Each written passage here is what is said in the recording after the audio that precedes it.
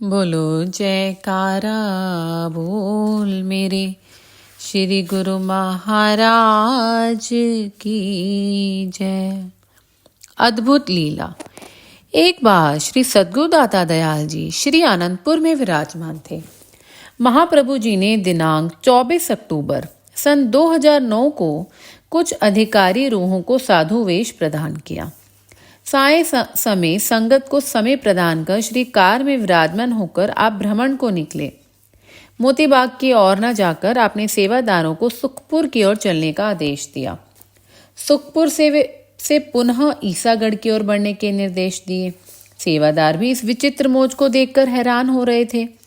उन्होंने वहां से आपको वापस लौट चलने के लिए विनय की, परंतु आपने फरमाया कि हमें अभी इसी समय शिवपुरी जाना है। श्री अनंतपुर में समस्त संगत सायंकाल की श्री आरती पूजा के लिए उपस्थित हो आपकी प्रतीक्षा में बैठी थी। इधर आप अकस्मात ही अपनी दिव्य मोह से शिवपुरी के भागे जगाने हेतु चल दिए। स्थान स्थान पर खड्डे होने के कारण सड़क इतनी खराब थी कि बहुत झटके लग रहे थे। सेवादारों ने श्री प्रभु जी की प्रबल मोज को देखकर तुरंत ही श्री आनंदपुर से बड़ी सफर वाली कार मंगवाई और साथ में कुछ अन्य महात्मा व भक्तों को भी शीघ्र ही शिवपुरी की ओर प्रस्थान करने की सूचना दी। तुरंत ही यह समाचार समस्त श्री अनंतपुर में फैल गया। जिसने भी सुना उसे एक बार तो विश्वास ही ना आया। उधर शिवपुरी में श्री प्रभु जी के आगमन की खुशखबरी सुनाई गई।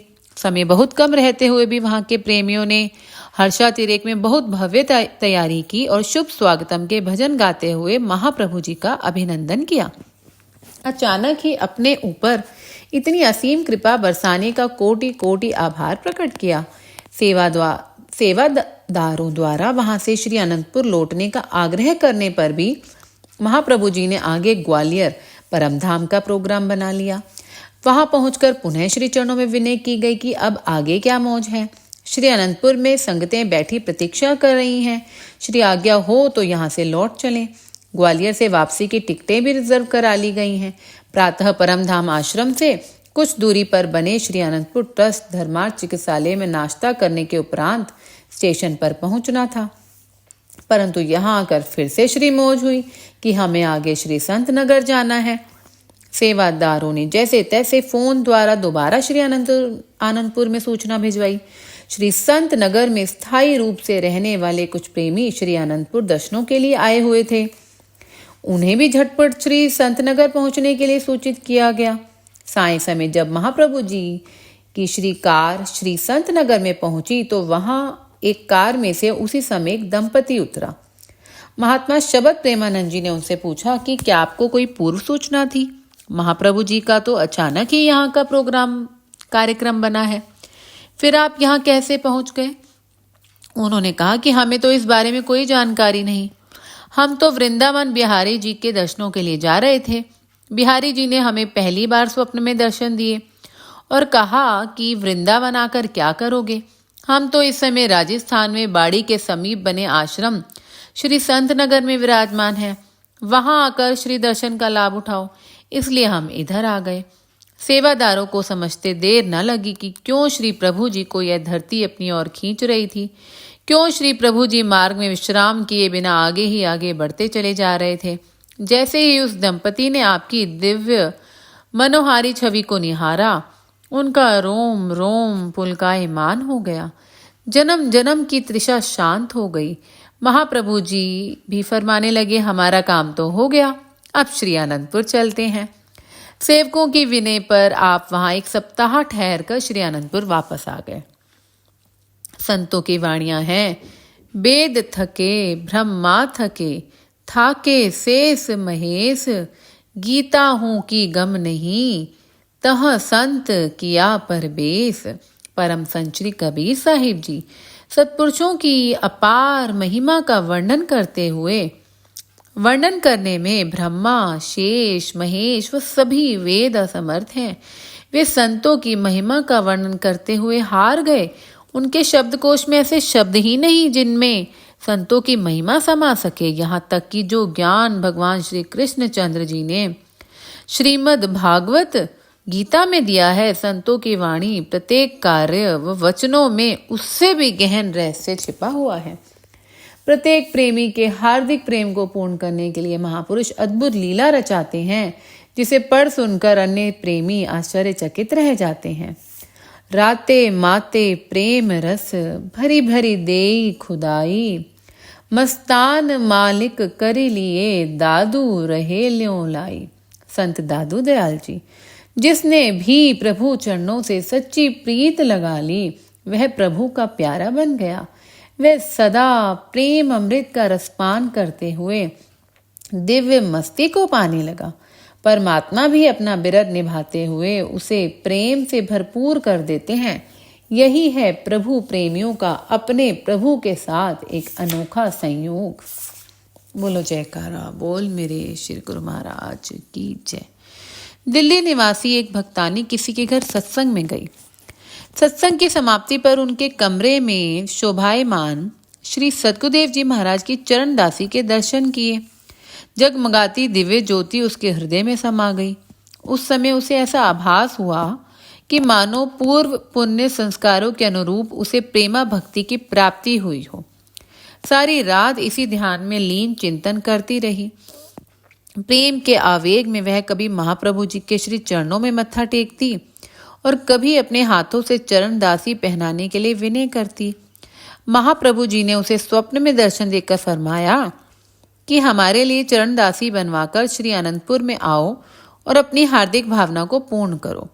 उसने प्रातः उठकर अपने भक्त जी को अपनी मनोअभिलाषा बताई कि मैं भी अपने घर में चरण दासी को विराजमान करना चाहती हूँ। मुझे प्रातः समय स्वप्न में श्री दर्शन देकर महाप्रभु जी ने फरमाया है कि चरण दासी बनवाकर श्री अनंतपुर में आओ। यह सुनकर भक्त जी के हृदय में भी प्रभु प्रेम का प्रवाह तरंगित हो उठा। भक्त जी भक्तानी को साथ लिए उसी सत्संगी भक्त जी के घर में पहुंचे। श्री चरण दासी पर मस्तक निभाते हुए उसका नाप लिया। पुनः एक प्रभु भक्त से इसे बनवाकर शीघ्र ही दोनों श्री अनंतपुर में श्री दर्शन करने के लिए उपस्थित हुए। श्री सद्गुरुदेव जी महाराज ने इन्हें देखते ही फरमाया, आ गए प्रेमी, और अपने श्री चरण कमल आगे करते हुए फरमाया कि जो चरण दासी बनवाई है उसे पहनाकर अपनी हार्दिक इच्छा को पूर्ण करो। उन्होंने श्री चरणों पर मत्था टेका और चरण दासी पहनाने लगे। महाप्रभु जी की इस विचित्र लीला को पास में खड़े हुए सभी महात्मा और भक्तजन देख रहे थे। वे श्री चरणों में पहनाने का प्रयत्न कर रहे थे, परंतु श्री चरणों में वह थोड़ी सी छोटी रह गई। आपने मुस्कुराते हुए अंदर से अपनी चरण दासी मंगवाई और उन्हें देते हुए फरमाया कि ऐसी और बनवा लाओ और इसको अपने घर में रख लेना। भक्त भक्तानी की आंखों से खुशी के प्रेम अश्रुओं की धाराएं नदियों के समान प्रवाहित होने लगी। पास में खड़े हुए सब महात्मा जनों ने यही कहा कि श्री गुरु महाराज जी असीम प्रेम की बख्शीश विरले विरले प्रेमियों पर ही करते हैं। पुनः भक्त जी ने आगरा से चरणदासी बनवाई और श्री अनंतपुर में आकर हार्दिक अभिलाषा को पूर्ण किया। बोलो जयकारा बोल मेरे श्री गुरु महाराज की जय। घंटा घर, क्लॉक टावर। श्री सद्गुरुदेव जी महाराज ने श्री आनंदपुर की धरती पर ऐसे निर्माण कार्य किए जो एक आश्रम अथवा महान स्थान के लिए आवश्यक एवं शोभनीय स्मारक रूप थे। इनमें से एक था क्लॉक टावर। यह श्री आनंदपुर के मुख्य प्रवेश द्वार के ठीक सामने पेट्रोल पंप के पास स्थित है। महाप्रभु जी ने अपनी मौज अनुसार घंटा घर का एक छोटा मॉडल मंगवाया। पुनः इसकी रूपरेखा तैयार करवाकर सन 1996 में निज कर कमलों से इसकी नींव रखी।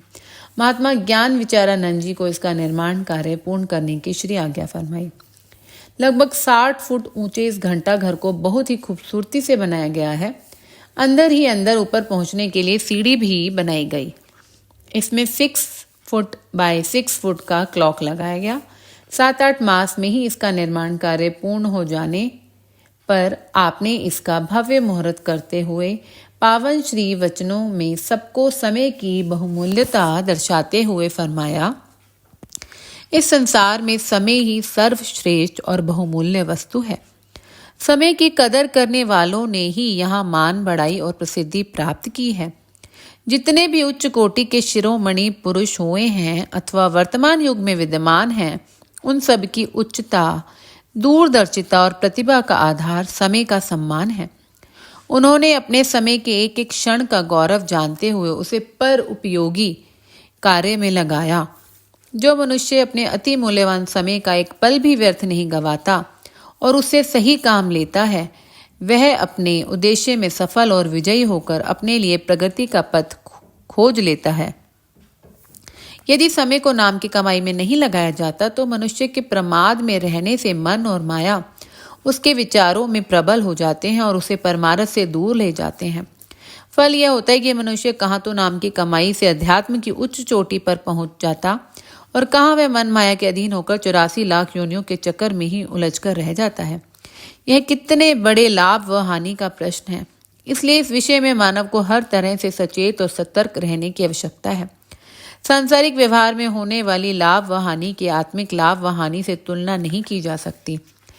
घड़ियाल तुझे देता है मुनादी, घड़ी उम्र की एक और घटा दी। जिन गुरमुखों को इस बात की समझ आ जाती है वे अपने समय को कदापि नष्ट नहीं होने देते, और यह समझ केवल उन्हें ही आती है जिन्हें सद्गुरु के वचन में विश्वास और निष्ठा है। आत्मिक उन्नति के आगे सांसारिक मान प्रतिष्ठा ऐसे हैं जैसे अमूल्य हीरे की तुलना में कांच और कौड़ियों की राशि। सत्पुरुषों की संगति में जब यह तथ्य समझ में आ जाता है तो फिर गुरुमुख अपने समय की वास्तविक महत्ता को जान लेता है। वह चित्त से परमारथ और भक्ति की कमाई करके अपना जन्म सफल कर लेता है। यह घंटाघर सबको निरंतर समय की सूचना देता रहेगा। आप सब गुरुमुख समय का सदुपयोग करके उससे पूर्ण लाभ उठाते हुए महापुरुषों की प्रसन्नता प्राप्त करें। उपस्थित गुरुमुखों ने श्री वचनों को श्रवण कर अपने धन्य भाग्य मनाए। सबको प्रसाद वितरित किया गया। मुख्य द्वार के सन्मुख बना यह विशाल टावर अपने आप में कला का एक अद्वितीय नमूना है। यह एक प्रतीक बनकर दर्शनार्थी संगतों को श्री आनंदपुर में पहुंचने का संकेत देता है। बोलो जयकारा बोल मेरे श्री गुरु महाराज की जय।